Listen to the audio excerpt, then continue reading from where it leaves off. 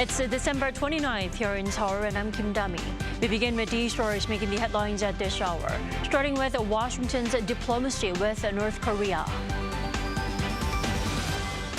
The United States says it has no hostile intentions toward the North and is committed to diplomacy. The comment comes as North Korean leader Kim Jong-un ordered his regime to speed up war preparations. A video circulating on social media appears to show Palestinian men and at least 2 children detained and stripped by the Israeli military in a stadium in northern Gaza, raising concerns over human rights violations. Pointing fingers and pointing guns lead nowhere, says the UN Chief Antonio Guterres. Calling 2023 a year of enormous suffering and violence, Guterres called on the international community to rebuild trust and hope in the new year. The U.S. has reaffirmed it has, quote, no hostile intent toward North Korea and remains committed to diplomacy. The comment from the State Department follows Kim Jong-un's call on Wednesday to beef up war preparations. Our North Korean affairs correspondent Kim Jong-sil starts us off. The U.S. has made it clear that it has no hostile intent toward Pyongyang and remains committed to diplomacy. This is according to Yonhap News Agency on Friday in its Q&A with a U.S. State Department spokesperson. The official stressed that the U.S. seeks dialogue with Pyongyang without preconditions, even as the North has launched an unprecedented number of ballistic missiles. The U.S. official's comment comes after North Korean leader Kim Jong-un made orders on Wednesday to beef up the regime's war preparations. According to the North State-run Korean Central News Agency, during the year-end plenary session of the Central Committee of the North's ruling Workers' Party, Kim set forth the tasks to, quote, further accelerate war preparations, saying the U.S. is engaged in unprecedented acts of confrontation against the regime.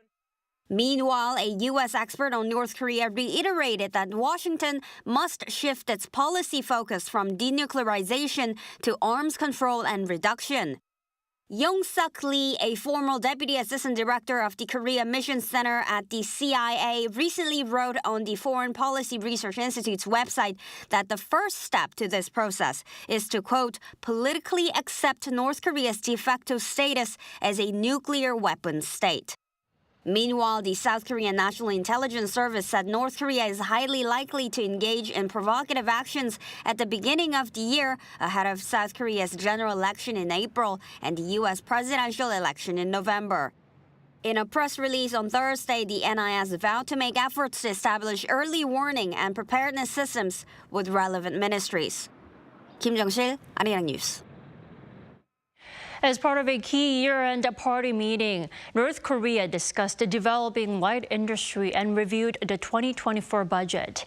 According to the regime's state-run media on Friday, the ruling Workers' Party Central Committee convened the third day of its plenary meeting, where leader Kim Jong-un called for the sense of responsibility by light industry in producing the necessities for school children, such as uniforms. This is seen as Kim's efforts to promote youth welfare in a bid to sustain public support and ideological control. The party also reviewed next year's budget, which will be confirmed by the North's parliament on January 15th. President Yoon has called on South Korea's frontline soldiers to act first and report later in the event of an enemy provocation, with North Korea continuing to advance its nuclear weapons and missile programs. The South Korean leader on Thursday visited the Republic of Korea's Army's 5th Infantry Division to inspect military preparedness at the front line of the heavily demilitarized inter-Korean border. Commending their sense of duty during the holiday season, Yoon said the South Korean people expect a strong and dependable army and ordered they respond immediately and resolutely to an enemy provocation under the principle of acting first and reporting later. Also holding a meeting and a luncheon with the soldiers, the commander-in-chief promised to dramatically improve welfare for soldiers. On Thursday, President Yoon Suk-yeol replaced all three of his top aides ahead of his third year in office. They are the current first Vice Foreign Minister Chang Ho-jin as his new National Security Advisor, and current Director of National Policy Lee Kwan-sub as his new Chief of Staff. Correspondent Kim Do-yeon reports. New names for all three of President Yoon Suk-yeol's highest-ranking aides were announced on Thursday. First, the current First Vice Minister of Foreign Affairs, Chang Ho-jin, has been named the new National Security Advisor. He's a career diplomat who also was the ambassador to Russia before his latest position. Security today extends beyond self-national defense to vital diplomatic relations with allies in other countries. The new National Security Advisor, we believe, is ideally suited to support the president in these crucial areas of diplomacy and security. The appointment comes as the current National Security Advisor, Cho Tae-yong, is going through the parliamentary hearing process to take the vacant position of National Intelligence Service Chief. Chang said he's looking to continue pushing on from the diplomatic and security strategy of the administration, including strengthening cooperation with the U.S. and the new Indo-Pacific strategy. In the 30 years since the end of the Cold War, the international order has reached a new phase with emerging geopolitical shifts. Assuming this responsibility during such a transitional period makes me feel an even greater sense of duty. He also emphasized building on the audacious initiative that President Yoon laid out for his policy towards North Korea and other security issues. The current ambassador to Germany, Kim Jong-un, will replace Chang as the first vice minister. Kim is a known expert on North Korean issues with a stint as a special representative for Korean Peninsula Peace and Security Affairs, also known as the top nuclear envoy. In the meantime, the current presidential chief of staff, Kim Dae-gi, announced his resignation, saying President Yoon has named his current director of national policy, Lee Kwan-sub, to take the role effective January 1st. The new appointment came less than a month after a reshuffle that created the new director of national policy role. Lee was the first one to fill the post. He's a career public servant with known expertise in nuclear energy policy. People's livelihoods are extremely challenging and macroeconomic risks still remain. I will work diligently. Please continue to encourage, support, and also critique me. Replacing Lee as the Director of National Policy is an outsider. Song Tae-yoon, a professor of economics at Yonsei University, has been named. The top office says different economy-related government branches have long been asking for his insights, giving him experience both in theory and practice. Kim Do-yeon, Arirang News. South Korea's Supreme Court once again upheld two separate rulings in favor of the Korean victims of wartime forced labor during Japan's colonial rule, ordering Japanese firms to compensate them. Our Foreign Affairs correspondent Peun-ji with details. In September 1944, Mr. Hong and others were taken to Mitsubishi Heavy Industries' munitions factory in Hiroshima and were forced to work in harsh conditions before returning home, after the atomic bombing in the area in August the following year. Since then, they not only endure social and economic difficulties, but also suffer from health issues after being exposed to radiation. In 2013, Mr. Hong, along with other surviving victims and families of the late victims, filed a suit against the Japanese company, demanding compensation of 100 million Korean won, or about $77,000 per person. Another victim of forced labor, Mr. Lee, also filed a suit against a Japanese company called Hitachi Josen in 2015. Lee worked at the firm's shipyard from September 1944. South Korea's Supreme Court on Thursday ruled in favor of these two cases, ordering Mitsubishi and Hitachi to pay between 50 million to 150 million Korean won to each victim. That's about $38,000 to $111,000. Thursday's rulings are the second by the top court since 2018, when it made landmark rulings on separate forced labor cases, ordering two Japanese companies to compensate Korean victims, which strained diplomatic relations between Seoul and Tokyo. The top court upheld similar rulings last week, ordering Mitsubishi Heavy Industries and Nippon Steel to pay a maximum of 150 million won, or around $115,000 to each victim in compensation. But the Japanese companies are likely to continue refusing to pay, and the Korean government is expected to compensate the victims instead, using funds procured through a public foundation. The plan was announced earlier this year to improve relations with Japan. In line with the government compensation plan announced in March, we plan to pay the compensation and damages for the delay through the Foundation for Victims of Forced Mobilization by Imperial Japan. With such a plan already in place and taking into account Japan's continued denial, it's unlikely that the Japanese firms will pay the compensation themselves. Japanese companies have yet to pay the previously ordered compensation, claiming the statute of limitations for the cases has expired. But last week, for the very first time, the court clarified that this would not be allowed. Pyongyang, Arirang News. A video circulating on social media appears to show Palestinian men and at least 2 children detained and stripped by the Israeli military in a stadium in northern Gaza. Now, the video shows 2 young boys stripped down to their underwear, walking and holding both their hands up as Israel Defense Forces soldiers give instructions. This comes as hundreds of Palestinian men and boys have been detained by the IDF in recent weeks. Now, Israel has not commented on the video, but in the past, the Israeli military said it has stripped detainees to ensure they were not carrying explosives. UN Secretary General Antonio Guterres, in his New Year's message on Thursday, voiced hope for 2024 and urged for unity to rebuild trust. The UN chief said 2023 had been a year of enormous suffering, violence, and climate chaos, adding wars are growing in number and ferocity, and that trust is in short supply. He also went on to say that pointing fingers and pointing guns lead nowhere, calling on the international community to rebuild trust and restore hope in the new year.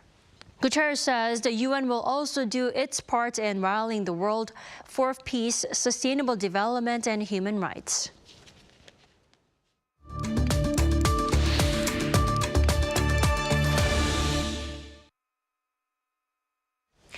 Sharing is caring. The phrase particularly touches many of our hearts around this time of the year, the holiday season. How to share our love and look out for others. Sarah Ko from Life Together may have some ideas. Welcome to the program, Sarah. Hello. Sarah, Happy New Year. Happy New Year to you too. Please introduce yourself and what Life Together is all about. And I'd also like to ask what has inspired you to do what you do? Life Together works with students from welfare homes and those who have aged out as well. So we have programs, educational programs, fun activities, financial support, but the main idea is to provide steady relationships for students, particularly when they age out, so that they won't be left alone. As for inspiration, I think my husband and I are adoptive parents to Korean kids, and so I've always been interested in kids from welfare homes. But when I learned that probably 90% of those who age out of the welfare home system have severe struggles to make it in society, I felt like it's time to do something. That's amazing. Now, what do you think is it that the children that you work with need the most? Maybe just on a regular daily basis, but maybe during the holiday season as well?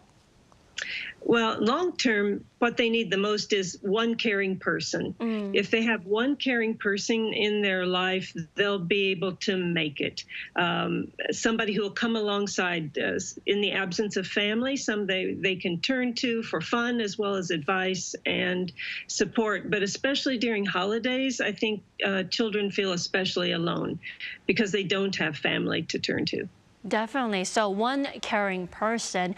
Then, Sarah, what do you suggest that we do, including myself, to be a help to those children or any children in need around the world?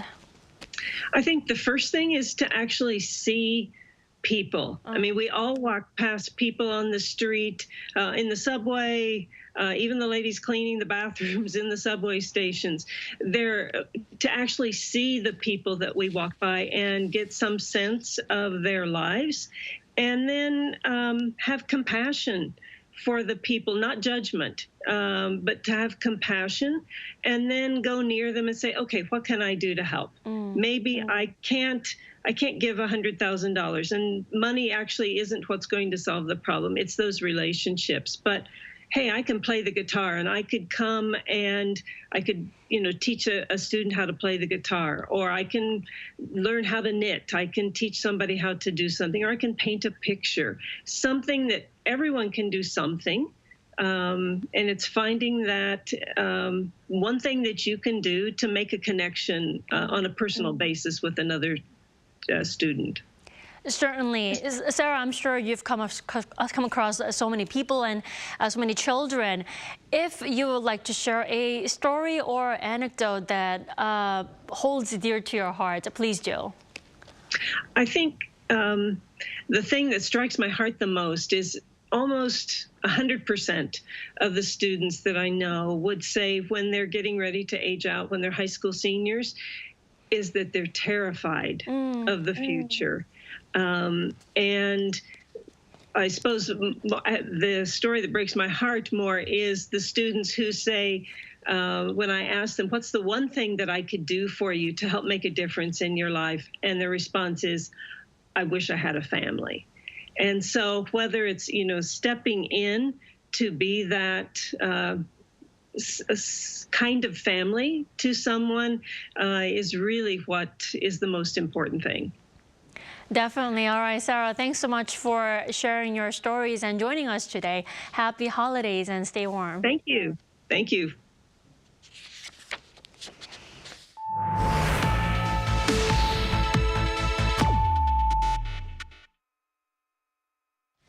South Korea has had some economic ups and downs this year. Our business correspondent Shin Ha-young has a wrap-up of the economy in the year 2023 and also what to expect in the new year 2024 through the key numbers. For South Korea, the year 2023 was not easy on the economic front, but at the same time, it was a year where the country witnessed some positive signs. The first key number is 2%. It's the Bank of Korea's target level of inflation, and as widely expected, one of the economic keywords of 2023 was, of course, inflationary pressure. The Consumer Price Index, a key gauge of inflation, shows signs of slowing in the first half of 2023, with the on-year inflation rate dipping as low as 2.3% in July. But in the following months, inflation increased to 3% level due to higher oil costs and rising prices for some agricultural goods. In efforts to bring inflation down to its target level, South Korea's central bank kept the key interest rate unchanged at 3.5% for its 7th straight meeting. Meanwhile, the U.S. Fed has maintained its rate in the 5.25% to 5.5% range for a third consecutive time. With the Fed hinting at rate cuts for 2024, market watchers also expect possible rate cuts from the Bank of Korea. The key interest rate gap between South Korea and the U.S., which stands at 2 percentage points, will continue to be a factor to keep our eyes on in 2024 based on the monetary policy directions of the two countries. The second key figure is 13 months. South Korea's economic backbone, its exports, have been sluggish amid continued weak global demand for semiconductor chips, as well as a relatively slow reopening in China. However, toward the end of 2023, exports began showing some promising signs. Korea's exports in October saw an on-year rebound for the first time in 13 months, thanks to greater shipments of automobiles and ships. Exports in November remained robust due to a rebound in semiconductor exports after 16 months, along with a rebound in rechargeable batteries and petrochemicals. And even though exports to China continued to decline for the 18th consecutive month, the overall trade balance as of November maintained a surplus for the 6th straight months. The last key figure is 1.4%. With such performances, the OECD, International Monetary Fund, Bank of Korea, and the South Korean government all forecast economic growth for 2023 at 1.4%, while the Asian Development Bank predicts growth of 1.3%. Then what will the South Korean economy look like in 2024? The general consensus among economic pundits is that the country's economy will expand by over 2% in 2024. The estimated figure from the OECD has been revised up to 2.3% from its previous report, with exports likely to pick up with a recovery in chip demand. However, there are various factors that Korea needs to focus on from both at home and from abroad. Key external uncertainties include financial instability due to global inflation and sustained lingering high key interest rates and geopolitical tensions arising from conflicts like the Israel-Hamas war and the Russian invasion of Ukraine. Additionally, concerns involve a deepening economic downturn in China, as well as the pace of recovery in the global chip industry. On the domestic front, high levels of household debt could continue to weigh on private consumption and investment. But hopefully, the nation's strong resilience and the positive signals in 2023 will pave the way for a tangible economic recovery in 2024.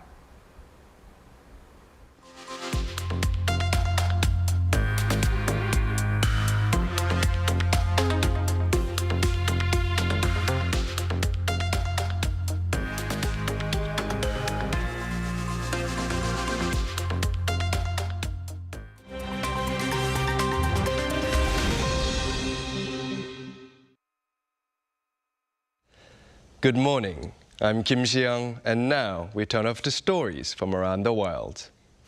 As the year 2024 approaches, the U.S. Census Bureau released figures on Thursday saying that the global population has exceeded the 8 billion mark. The Bureau said the world's population grew by 75 million people over the past year.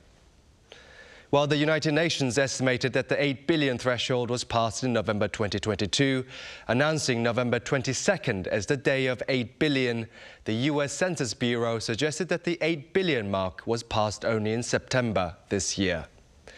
It explained that the discrepancy is due to countries with large populations, such as India and Nigeria, not having conducted censuses in over a decade. However, fertility rates are falling around the world, and the global population is getting older, with the world median age now at 32 and expected to hit 39 in 2060. Now moving on to our next story and the latest data from the Gun Violence Archive on Wednesday, which says that gun-related incidents have resulted in over 42,400 deaths and almost 36,000 injuries so far in 2023.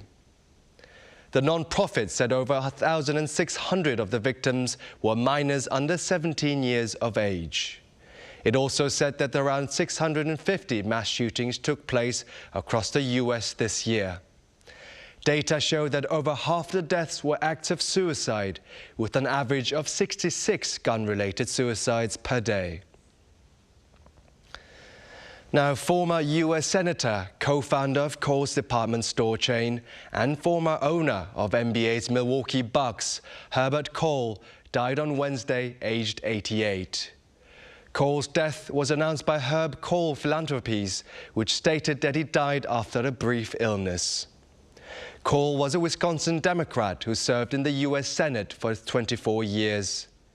He was also a known philanthropist, donating millions for education in Wisconsin. An avid basketball fan, Kohl purchased his home team, the Milwaukee Bucks, back in 1985 for $18 million. Kohl sold the Bucks in 2014, after which he donated $100 million for the team's new home arena. Lastly, staying in the U.S., stores in the state of California with more than 500 employees will face fines from January 1st if they do not have a gender-neutral toy section.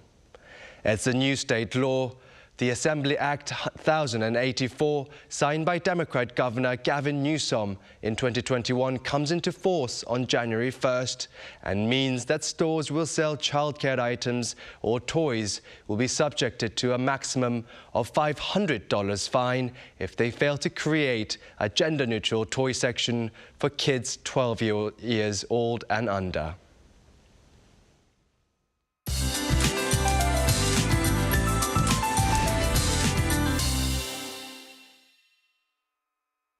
Good morning. The last workday of 2023 looks to be a dusty one. For today, mainly southern provinces will see high dust levels with a dust advisory in place for Chungcheong-Namdo province. Afternoon temperatures will be as mild as yesterday under cloudier skies with that dust. And you may have noticed less traffic lately. I'm guessing people have already started their New Year's getaway. In fact, many are heading to the East Coast to see the last sunset and first sunrise of the year. But with a mix of rain and snow in the forecast for most parts this weekend, we won't be able to see the last sunset clearly, but there is a better chance of checking out the first sunrise, and at least you won't be shivering in freezing temperatures. That's Korea for you, and here's a look at the international weather conditions.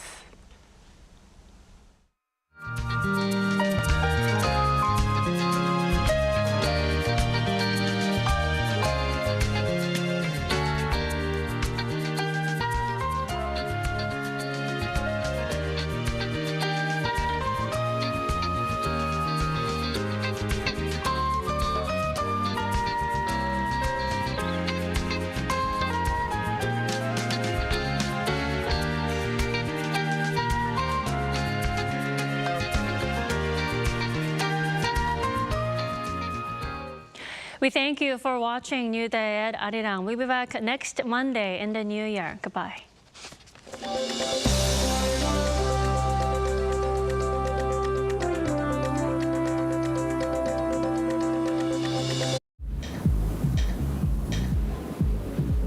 Welcome.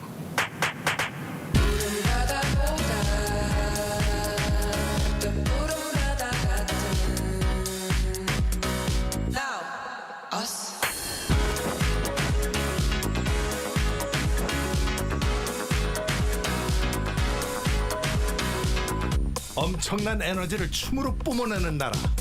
감당할 수 있겠니? 웰컴.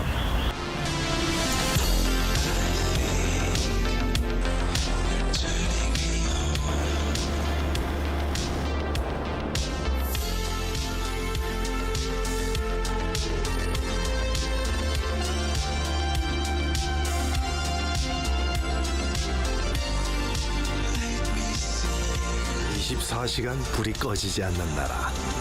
감당할 수 있겠니?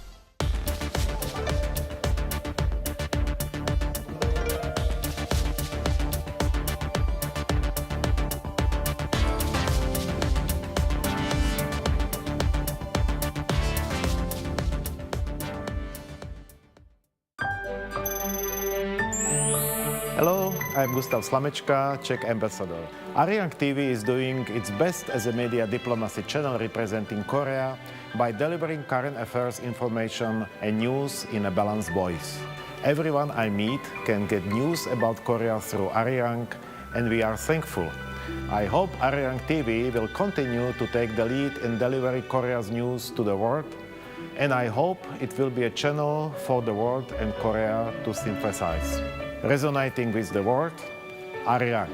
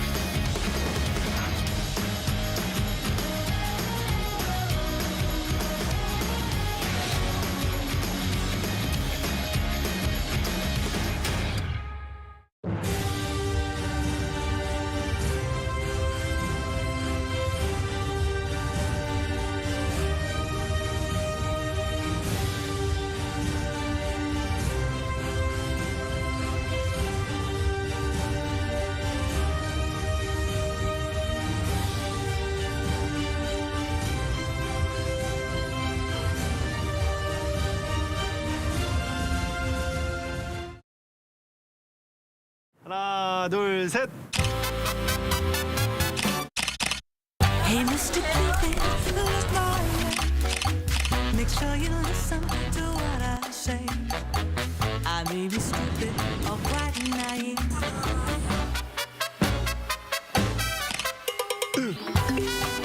끝없이 쏟아지는 포토스팟.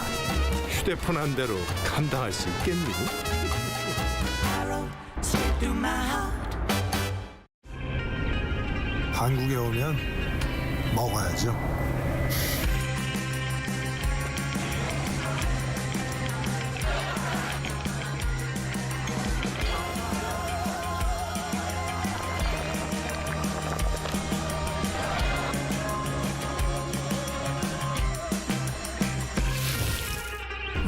먹어도 끝이 없는 나라. 감당할 수 있겠니? 웰컴.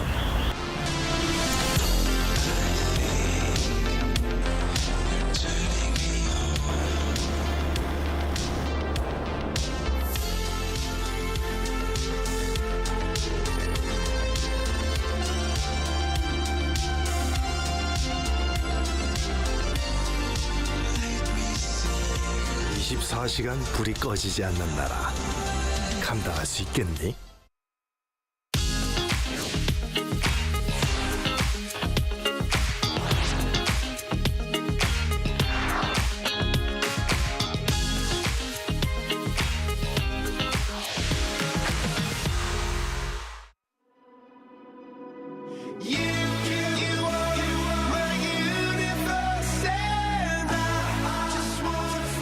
We're here to make a new type of news. New insights, new styles, and new topics every day. We are Youth Generation. Making news just for you. It's December 29th here in Seoul. I'm Yoon, and you're watching News Generation.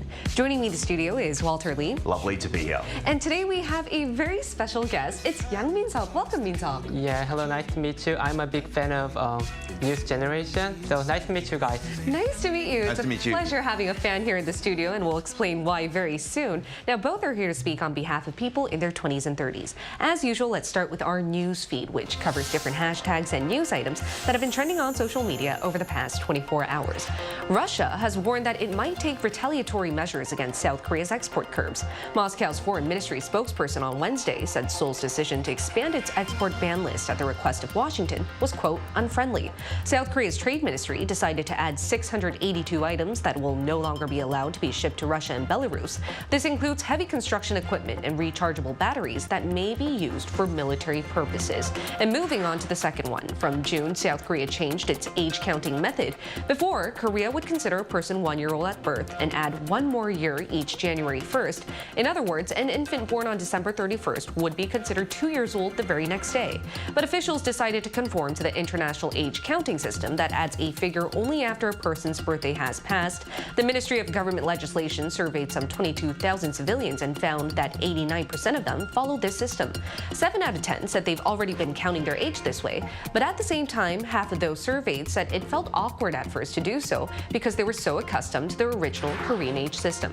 And the Israeli embassy in South Korea has stirred quite the controversy. The embassy on Tuesday uploaded a video on its social media channels featuring an imaginary attack on Seoul by masked assailants that resembled Hamas. But Seoul's Ministry of Foreign Affairs demanded the embassy take the video down, as they said drawing parallels to the security situation in another country was inappropriate. The embassy did take the video down, but it has quickly spread over the internet. And the clip starts off with a South Korean woman watching her daughter sing carols at a school talent show. Then suddenly, her phone rings with an air raid warning. You can hear and see sounds of gunfire and explosions throughout Seoul City. And the woman is then abducted by an armed assailant and forcibly separated from her daughter. And the footage is accompanied by details of Hamas's attack on southern Israel on October 7th, with subtitles reading, "Imagine if it happened to you. What would you do?" And the embassy explained that they reconstructed the horrific terrorist incident that took place in Israel to better help South Koreans that are geographically far away from where the war is to really understand and empathize with the current situation there. But since then, a lot of people who saw this video were enraged. Some were actually critical towards the embassy. And here in the studio with you, Min-seok, what did you think? I have watched that video.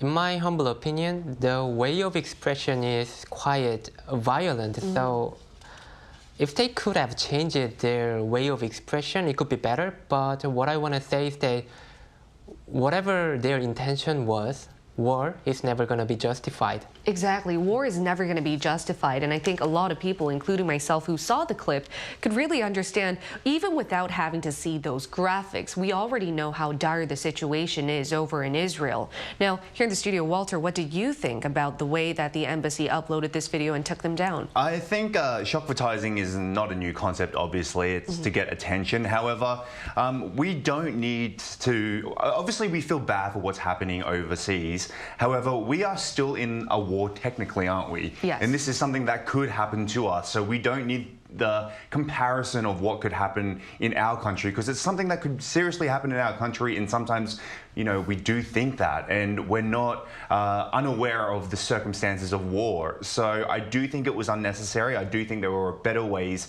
to possibly get the message across. And to better make the Korean public, I guess, understand how severe of a situation is. And I think the general public is very well aware about that already. We're seeing news headlines every day on the situation, and our empathy and heart already goes out there. And that was our news feed for this Friday. We're now going to switch gears to our main discussion topic of the day. Today is the last broadcast of News Generation for the year. Launched on January 9th, we've covered a wide range of issues concerning our generation. In more than 230 episodes, we've talked about low birth rates, environmental issues, gender conflicts, politics, culture, and entertainment, you name it. And we've now are already at the last News Gen episode of 2023. And in light of that, we're going to recap the discussion topics we've actually covered throughout the year. And what better way to do that than actually including a fan and viewer of News Generation. Yeah. So it means, like you mentioned in the very beginning, that you're a fan of News Gen and Arirang TV. Tell us, when did you first start watching our program? Yeah, do you remember Newsmaker program in Arirang TV? I do. Yes, I also fan of that program. I see. But yeah, since that program is ended, I was looking for not that heavy current affairs shows. So, but finally, I found out this program. So, ever since I found out this, I have watched all of the episodes from the first. So you're an OG. You've been watching Arirang TV from Newsmakers, and that, I believe, launched last year. And we've seen a lot of different light topics being covered here, but on News Generation, we've also covered a wide array of issues. So Min-seok's a great fan. And Walter, it's really symbolic given that you are the first panelist to be appearing on News Generation from January 9th to here. And because of that, my first question to you, both of you guys, would then be, what was the most memorable episode on News Generation throughout the year? Yeah, like you said, I had the great pleasure of being on the very first episode, and obviously the very last of the year, but not the last at the moment, which hopefully we have many more years to come. But it's a difficult question for me because I've been in probably over 50 episodes, but the one I actually would pick was an episode that I wasn't even on, and that was the one on the Disabled Persons Day, where you had a very lovely young blind lady who was discussing the struggles of the situation here in Seoul and the struggles that disabled people are going through. And even though that she was going through all these struggles, she manages to keep a positive outlook on life. Right. And though, you know, she's not going through the best of times, she was able to, you know, express the way she felt, but at the same time, like I said, being very positive. My other answer is just basically any time I got to laugh with you, which was all the time, before and after the show and during the show. So as, yes, all those shows that I was on, I enjoyed. I know. You guys saw a little snippet of all the different episodes we've had once I've been introducing today's topic. But Walter, you've really added a lot of laughter to our show. I hope so. And not when we covered hard news, of course, but whenever we covered like cultural and societal trends. I think Walter definitely added the humor aspect to our show. That's why you hired me. Exactly. Now, as a fan, Min-seok, what was your favorite episode? I think the most memorable episode was that our anchor Yoon's slickback challenge. Oh.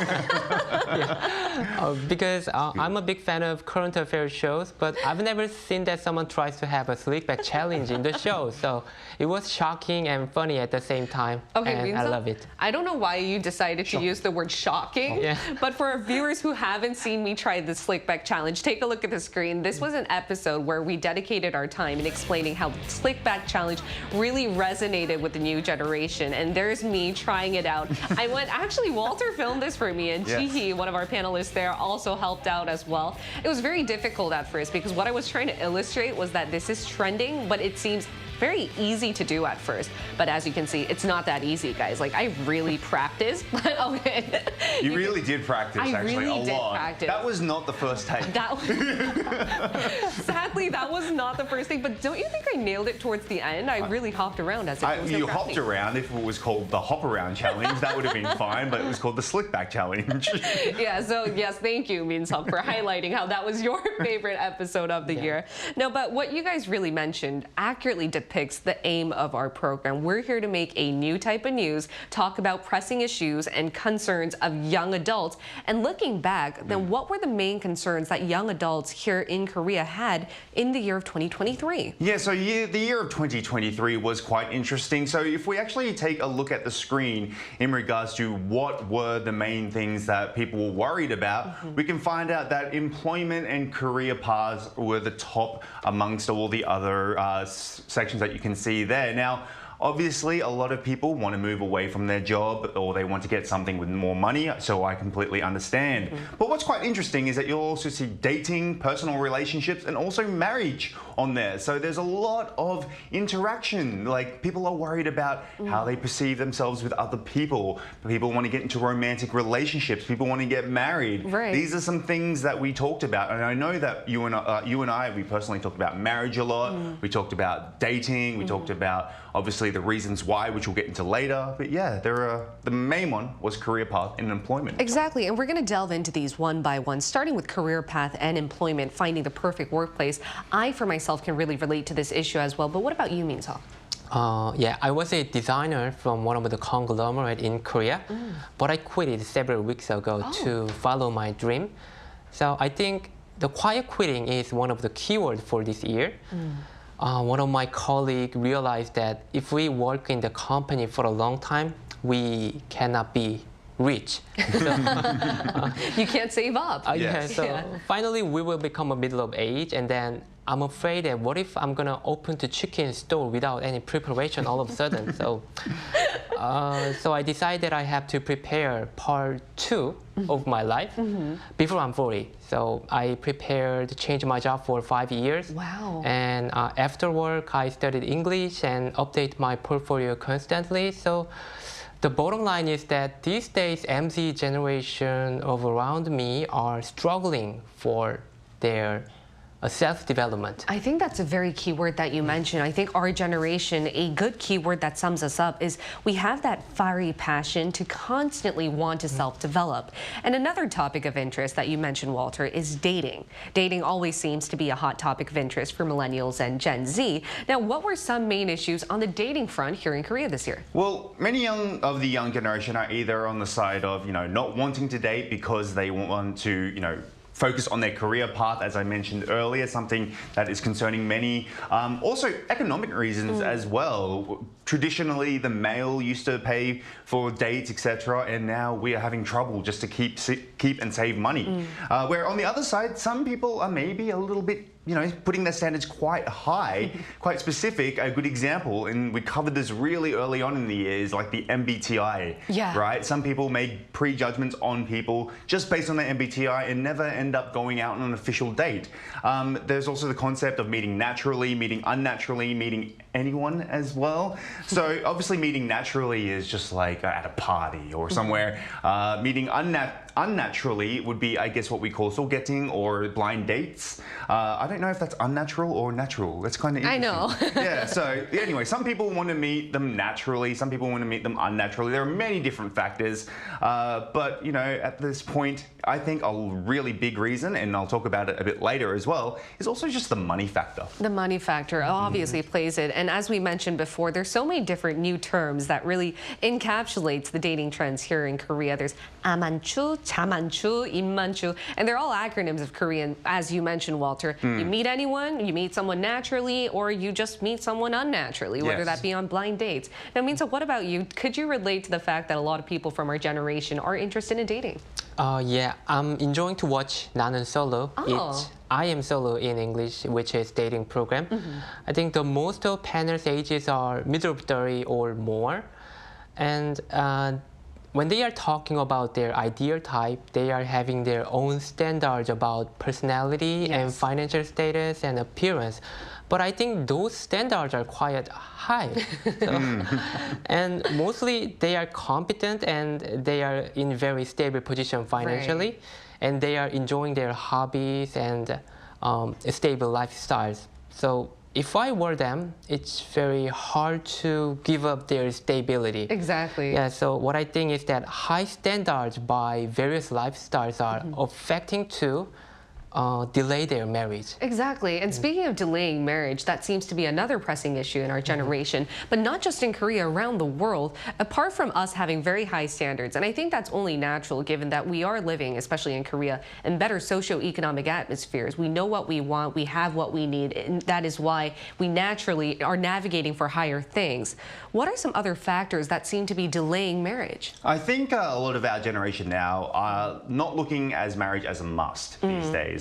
A lot of people, like I mentioned, with relationships, they're looking at their career as something that they want to pursue rather than a relationship. They want to succeed. They want to follow their dreams. Also, again, we have to go back to money. It's not cheap to get married. It's not cheap, especially these days, to get a house. Exactly. But for, you know, a conservative society like Korea, we have a long way to go before we reach to the point of like where it's not considered taboo not to get married. Exactly. And speaking of house prices, do you have anything to say on that? Yeah, I think the most of problems are caused by expensive housing price.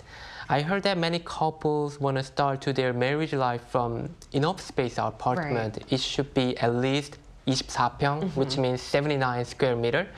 But we know that our parents' generation started their marriage life from very, very small space, or they were living with their parents.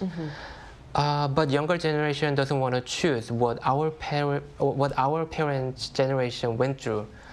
This is made due to the delay of marriage age or society change or inflation. So I think we need to think about this issue from various point of view. I completely agree. And I also want to link this to the episode where we talked about how we don't feel like we're actual true adults yet. And that also has to do with our economic situation, but also the fact that we're living in a longevity society. We're seeing more years of life to come, so we still feel like we're very, very young children at times. Now, we asked our viewers what they were most concerned about this year, and here's what 3 of them had to say. Take a look at the screen.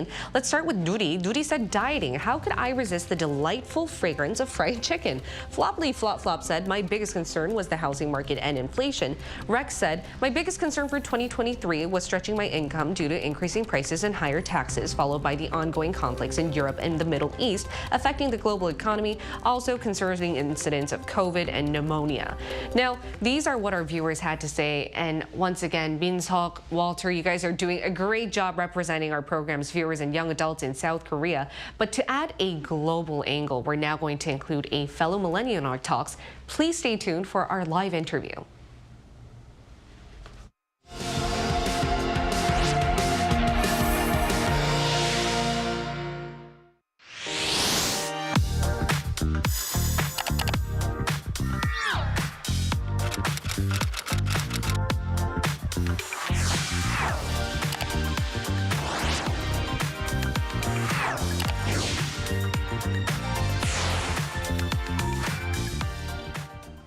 We're going to connect live to a NewsGen fan. It's Jade Zena Humawas living in the Philippines. She's actually been on our show a few times before to provide her own insight as a millennial, and she also regularly watches our program just like Minseok here. Welcome, Jade.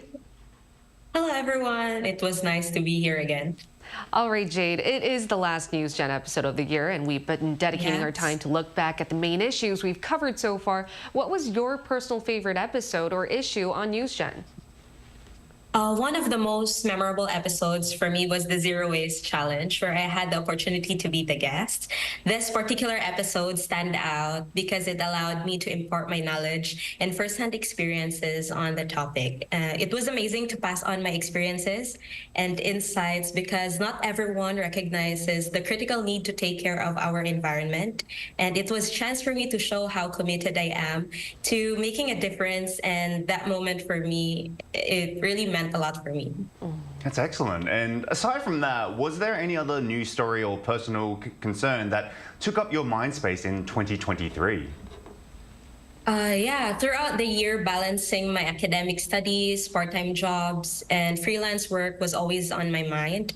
Managing my time between being a student, a part-time employee, and a freelancer was quite a challenge. I worked as a play coach at a play school and also took on several drafting and research projects while being a student. It was exhausting trying to juggle everything, but thankfully I made it through the year despite the stress and challenges. And now, Min-seok, would you like to ask the third question as to any hopes that Jade might have in the new year? Yeah, how did you try resolving this issue? I handle my time really carefully. I make sure my work commitments doesn't affect my studies. So my work hours are in the morning until afternoon, leaving my nights for studying. Actually, I only have 2 work days a week, so that gives me ample time for studying and also for my personal tasks. So when it comes to freelance projects, I fit them in whenever I can, and that way I have enough room for revisions and let clients review the project. So when my schedule gets hectic, I always make sure to create a to-do list. It's my go-to method to stay on track and remember all the tasks that I needed to accomplish for the day. So despite the hustle, I always squeeze time for myself, for my family and friends, and of course, my time for God. And all of it, managing time well and staying disciplined are always crucial in handling this kind of busy lifestyle. Exactly, and I hope to see you continue doing that. And as you really eloquently explained, I think that's what our generation does. We're all about self-development, but at the same time, we know how to prioritize ourselves and really focus on what we need outside of work as well. Thank you so much, Jade. We're wishing you a happy new year and great job in 2023. Thank you so much, everyone. Thank you for this, and advance Happy New Year. Happy New Year. Now, looking forward, I would like to ask you guys the last question. What are some issues or topics you would like to cover in the new year? Well, as you said, I'm the joker of the team, and I, usually do better with the lighthearted stuff. So I'd like to see a lot more fun, lighthearted topics. Maybe something where we can challenge you again to do something silly. But also, I'm a big crime fan. I've been on the crime episodes a lot. I'd love to see that. But anything with you, Yan, I could do. I could come in here every day because I love being on this panel. Looking forward to more hundreds of episodes with you, Walter. Now, what about you, Min-seok? Is it possible to do open studio one day? I think that's a good idea. Yeah, if you can do it, I would love it as a fan. And you would come again, right? Yeah, I hope come again. Okay, I really hope you can come again. And I would just like to say, throughout the year, we've covered a wide array of societal issues, whether it's from politics, all the way from environmental issues. And I'd just like to thank everyone for joining us every day from 9:30 to 10 a.m. Korea time. In the new year, we will bring you even more topics young people are talking about. And special thanks to Walter Lee. Lovely to always be here. All right, and Yang Min-seok. Yeah, thank you for having me. Thank you, and continue watching, please. Yeah. All right, and thank you everyone for watching. Have a happy new year. We are News Generation.